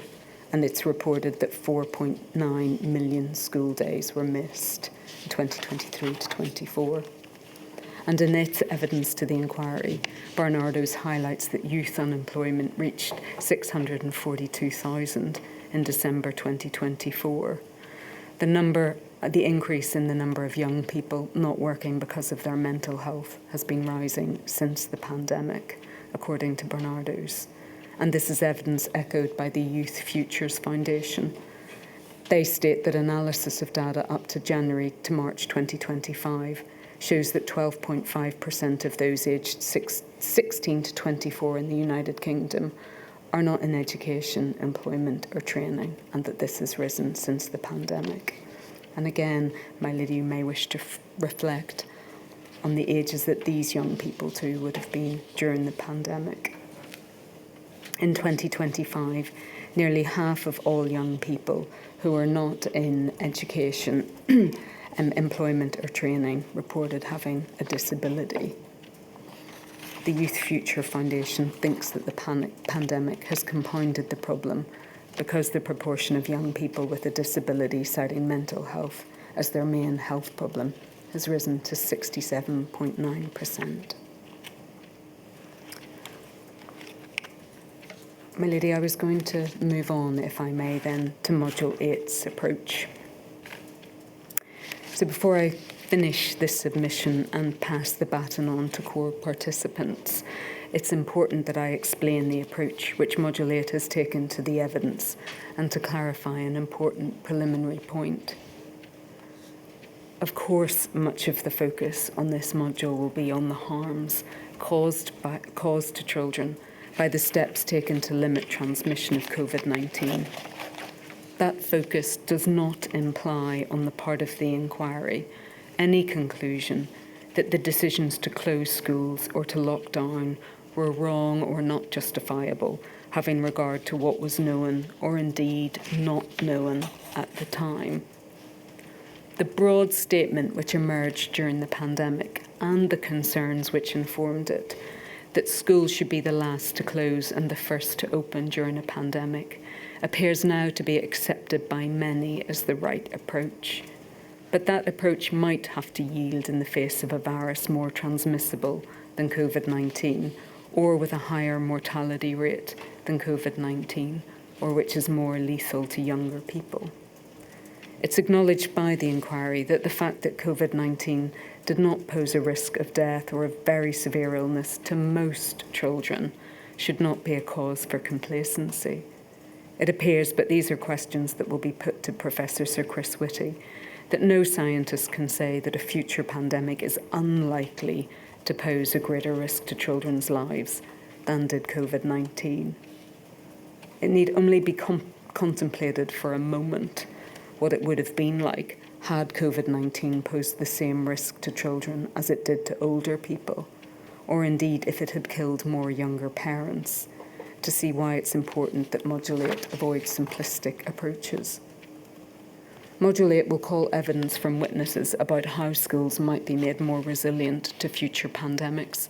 This has sometimes been described in this module as the safer schools point. My lady, you're aware from previous modules that it's open to significant question whether rigorous use of ventilation, air cleaning technology and other infection prevention and control measures can make an environment safe against a virus, dependent amongst other factors on its mode of transmission. There are features about schools that make them distinct in relation to infection control measures, having regard, for example, to the way that children in secondary schools move around for classes, to the age and condition of parts of the school estate, to the ways in which young children behave in school. Infection and prevention control measures in schools will be explored with witnesses, but it seems unlikely that any witness will be able to evaluate the extent to which such measures could afford protection against a future unknown disease. So Module 8 will therefore seek to investigate in all directions, recognising that school closures and lockdowns, whilst enormously damaging, might nonetheless be needed in the future, and that therefore it's critical to assess the sorts of actions which are effective in mitigating the impacts of school closures and lockdowns, and that whilst ventilations and other infection and prevention control measures might be of assistance in a future pandemic, it can't be said that they would obviate the need for future school closures. My lady, the core participants before you include organisations which represent children who have long COVID, children who are clinically vulnerable or who have family members who are, and also those who represent disabled children. The children in these groups faced very specific hardships because of the pandemic. For these children, the risks and consequences of them catching COVID-19 were and still are life-changing, either for them directly or for their families. In respect of clinically vulnerable children or those with a clinically vulnerable family member, the Children and Young People's Voices report conveys very clearly the anxiety and distress experienced by children because they were worried about getting COVID-19 or worried about and frightened about passing it on to people in their families and about losing their parents.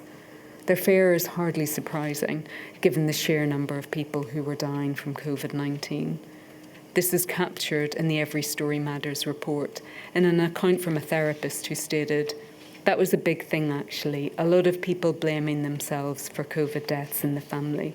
There was a lot of talk and a lot of things on the news about children spreading it and not protecting our elderly.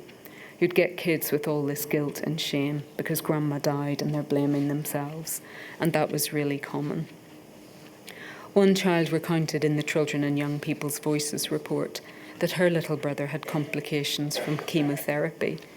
She explained it was quite hard and it was quite sad because obviously he was so young.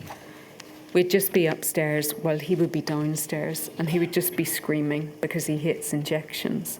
So it was quite hard. It's not that we could go on walks and not hear that, so we would have to hear it. My lady, that's a reminder that beyond definitions of clinical vulnerability will sit experiences of parents and children dealing with the fears and sadness of chronic and serious illness, but in the heightened, uncertain and frightening context of a pandemic. And as regards children with long COVID, you'll hear evidence, for example, of what it was like to experience the denial of or the reluctance to accept its existence. In relation to both of these groups of children, many of the issues which Modulate will investigate will also encompass issues which are just of as much importance to them as other children. For example, digital inequalities, the provision of remote forms of education, and the quality of that provision. In relation to disabled children, I've sought to highlight throughout this submission how the pandemic compounded the disadvantages they already faced in many different ways. But my lady, I won't say more about this because you'll hear important and illuminating evidence from Miss Toman on behalf of the Disabled People's Organisation about this. My lady, it's the intention of Modulate over the next 4 weeks to explore how some of the most significant decisions which affected children were made, the challenges in implementing those decisions and the impacts of those decisions. This is all with an eye, of course, to the making of recommendations to help ensure that children are better protected in any future pandemic or national emergency. Almost 300 statements have been disclosed to core participants on Module 8. Module 8 is extremely grateful for the obvious care, attention and work that went into providing these very detailed statements. They form a valuable and comprehensive evidence base. From these witnesses, 49 individuals will be called to give oral evidence. These witnesses have been carefully selected based upon your general approach to hearings in this inquiry. A number have been called because there are issues of fact which need to be put to them for reasons of accountability or because they personally might be subject to criticism, and it's important to allow them the opportunity to develop their written evidence. Other witnesses have been asked to give evidence in order to assist understanding about their first-hand experiences of working with children and young people during the pandemic. The inquiry obtained more than 30 statements from schools across the UK. In the course of the hearings, evidence will be given by a school leader from a school in Wales, Scotland and Northern Ireland, and from 3 multi-academy trusts in England. Their evidence is not intended to be representative of schools across the United Kingdom, but rather to serve as examples of individual experiences of what their schools or the schools in their trust faced during the pandemic and what those schools did to support children. The inquiry issued surveys to all local authorities in England, Wales and Scotland to better understand the impact that COVID-19 had on local authority responsibilities for children. The Local Government Association provided an extremely detailed and helpful report to the inquiry, which synthesised the responses to the survey. Based upon that, a smaller number of local authorities were selected to provide detailed evidence in the form of witness statements. Arising out of those statements, 2 directors of children's services at a local authority in England and Wales have been asked to provide oral evidence. They are from Powys County Council and Kent County Council. But again, it's important to reiterate that their evidence is not intended to be representative of all local authorities. These witnesses were asked to give evidence because of specific issues that arose in their areas. A witness from the Convention of Scottish Local Authorities will give evidence about the impact of the pandemic on children's services in Scotland. But because local authorities don't have the same role in Northern Ireland as their counterparts in the rest of the UK, there isn't an equivalent Northern Ireland witness. The point has been made a number of times in Module 8, but it bears repeating, my lady, that the written evidence and contemporaneous documentary evidence is just as important as the oral evidence. It was said by me at a preliminary hearing that Module 8 would not seek to replicate evidence across each of the devolved administrations. It's not the purpose of Module 8 to set out a chronological narrative about decision-making across the United Kingdom, nor is that necessary. The principal policies which affected children across the UK, school closures, cancellation of exams, lockdowns, and the main government actions to mitigate the effect of these decisions were largely the same throughout the United Kingdom.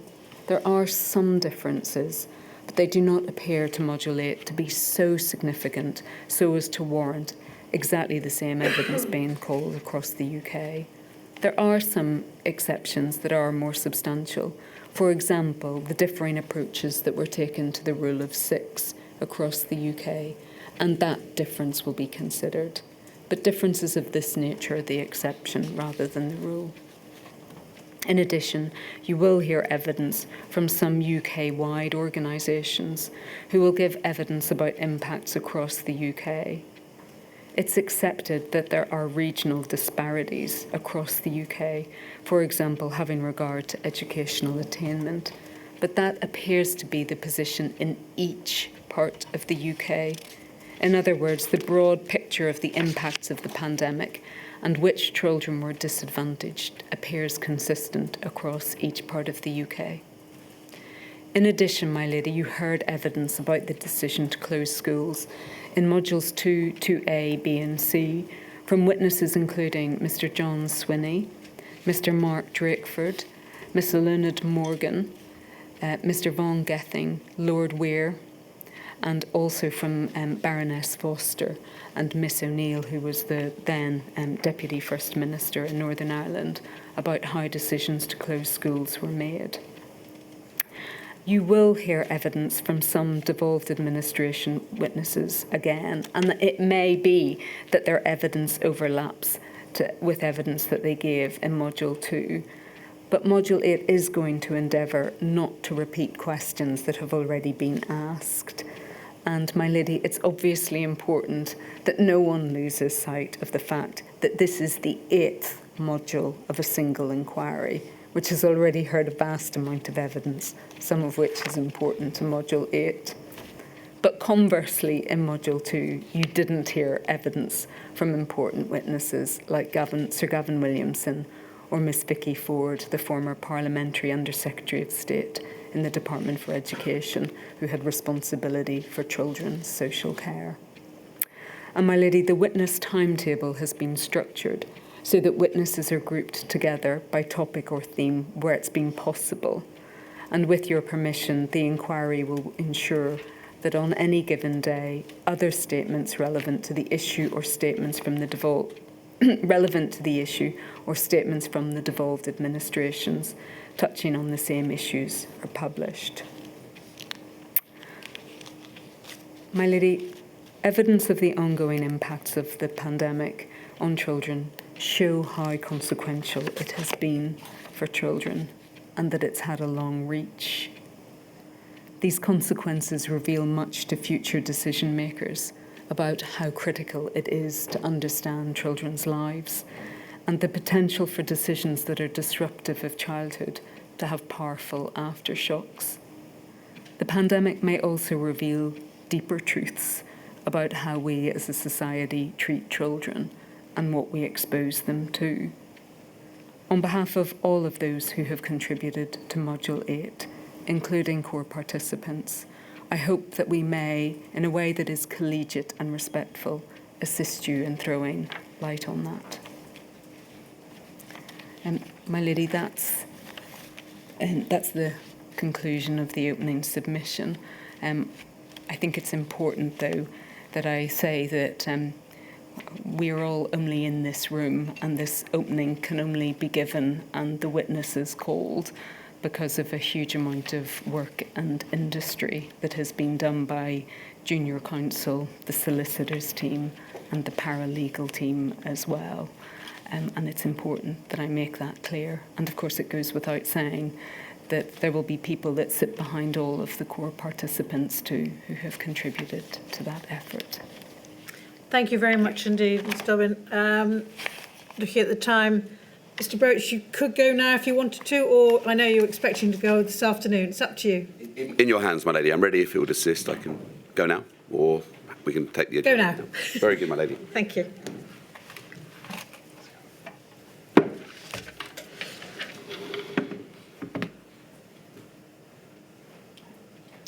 My lady, I appear for the Children's Rights Organisations, or CROs, with Ms Twite and Ms Duty of Counsel.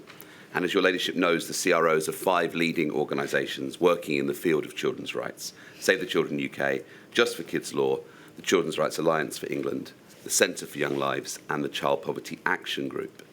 The CROs are committed to championing children's rights and addressing inequalities and structural discrimination, as well as working directly with children and young people. My lady, with the formal opening of this module, the inquiry reaches what in our submission is one of the most significant and frequently the most overlooked aspects of the COVID-19 pandemic, the impact of COVID and the governmental response to it on children and young people. And at the outset, the CROs wish to recognise and acknowledge the devastating impact the pandemic has had on children and young people and their families, including those who lost their lives, who lost people they loved, those now suffering from long COVID, and those whose childhoods and adolescence were harmed in a way which has either not yet been realised or remedied. My lady, all the CROs have filed witness statements seeking to assist the inquiry with their evidence as to the experiences of children during the pandemic. A core theme of that evidence is the need to take a holistic view of the impact of the pandemic on children and the full range of their rights, extending beyond the most obvious issues such as school closures. All the CRO witnesses emphasise how devastating the pandemic and the government reaction to it was for a wide range of children and young people, and how important it is that lessons are learned, so that the best interests and rights of children are incorporated into the day-to-day functioning of government, ensuring that the response to the next civil emergency can seamlessly prioritise the rights and interests of children, rather than treating them as an afterthought at best. The CROs remain grateful for the grant of core participant status in this key module for children. We welcome the range of other core participants who have interest and expertise in children's rights, noting in particular the expertise of our fellow NGOs Article 39 and Quorum.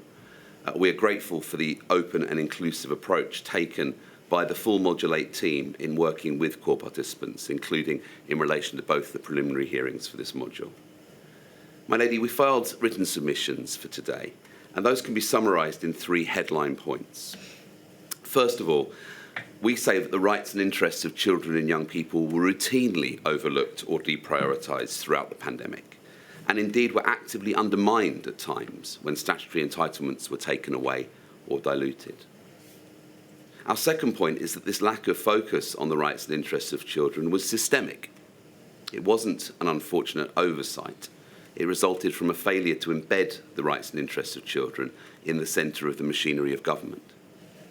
And third, we would emphasise that the impact of the pandemic on children and young people was not uniform, in part due to the reduction in public funding over many years in both children's education, health and social services, leading to certain groups suffering significantly more than children generally, a matter acknowledged in a way we welcomed by Counsel to the inquiry in opening. Babies and infants, children and young people from black and racialised communities, looked after children, those with special educational needs and disabilities, children living in poverty, including those from the lowest income families, children in the criminal justice system and children detained in prison or psychiatric care. The full gamut of the experiences of those groups of children, we say, needs to be carefully considered in this module.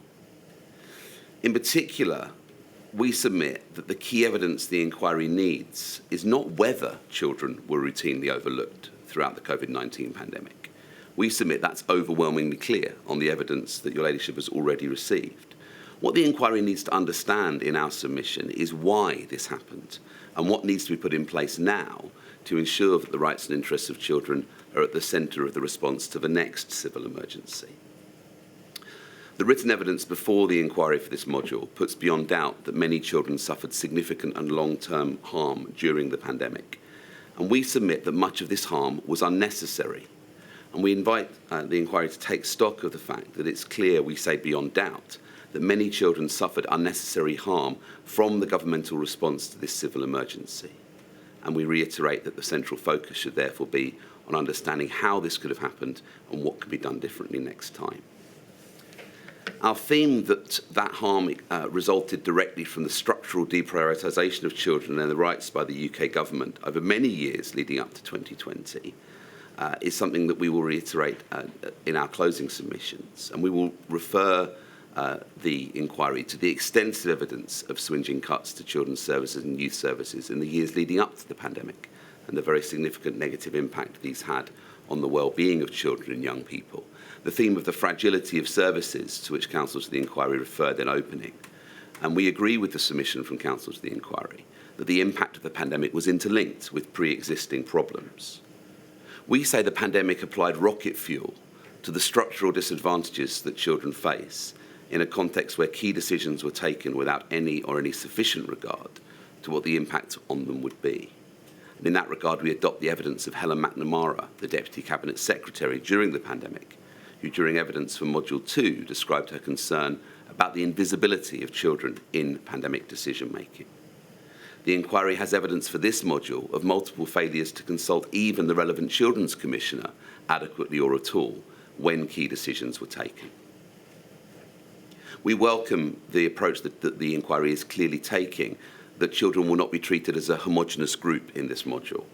The Voices report demonstrates that the experience of the pandemic and the government response to it varied widely among children.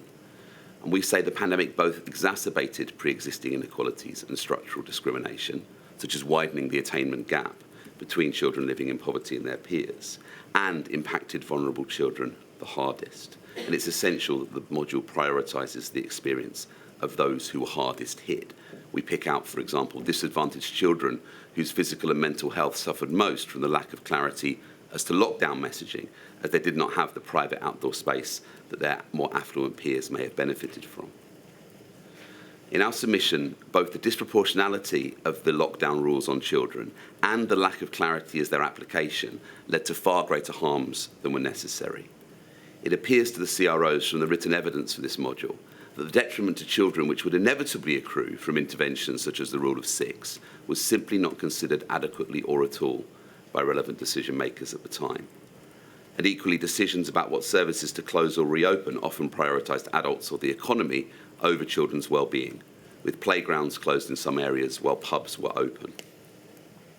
We asked the inquiry to ensure that this module adopts a children's rights framework and takes a holistic view of childhood, which goes well beyond the most obvious and important impacts, such as school closures and exam chaos. And we support what our colleagues from Article 39 say in this regard, that each of the issues should be considered through the lens of the UK's UNCRC obligations. And we do urge the inquiry to continue to maintain a focus on rights that are particularly important to children and young people themselves, such as the right to play. We reiterate that play is as important to children as education. And although obviously important, whether schools were open or closed was not the sole determining factor, or even necessarily the most important factor in relation to outcomes for children during the pandemic. Many of the most vulnerable children were not in school or able to access school at the start of the pandemic. But we agree with Counsel to the inquiry that schools can be places of safety and places where basic needs are met, and we say the implications of this were not properly thought through by decision makers. We would emphasise issues outside the school context, including the brutal conditions for children in prison during the pandemic, the treatment of children in police custody, increased criminalisation of children during lockdown, particularly those from black and other racialised groups and or living in economically disadvantaged communities, and the impact on children and young people who had other contacts with the police during the pandemic. We remain keen to ensure that issues of poverty and inequality are addressed and interwoven across the list of issues for the module. As Counsel to the Inquiry highlighted, a thread of socio-economic disadvantage runs through the impact of the pandemic. The poverty experienced by many children meant that they and their families were less resilient to the economic shock brought by the crisis, as well as less able to mitigate some of the impacts. And maintaining poverty such as the 2-child limit and the overall benefit cap, which decouple need from the level of support in a way that the CROs say is unjustified at all times, became even less justifiable in a pandemic, as families rarely had the opportunity to increase their earnings from work and were less in control of their overall income. My lady, in writing, the CROs have set out our preliminary position on the key recommendations needed, including a focus on ensuring children's rights impact assessments are completed and published before all relevant decisions are taken, the incorporation of children's rights in the UN Convention on the Rights of the Child into domestic law across the UK as mandatory obligations, not just matters to which decision makers must have regard, and the setting of clear child poverty reduction targets as part of a cross-government child poverty strategy, which the CROs understand is forthcoming and provides an opportunity for the government to start to make lives better for children now. These legislative changes need to be accompanied by investment of resources that children and young people desperately need to ensure the negative impacts of the pandemic are properly ameliorated. And we further ask the inquiry to recommend that the UK government acknowledge the sacrifices made by children and apologise to children for the mistakes the government made and the negative impacts on them. My lady, the CROs look forward to continuing to assist your ladyship and the Modulate team to ensure that the module is as effective as possible in achieving our common purpose. We're grateful for the opportunity to address you this morning. Thank you very much indeed, Mr. Broach. Very well, we shall break now and I shall return at 10 to 2.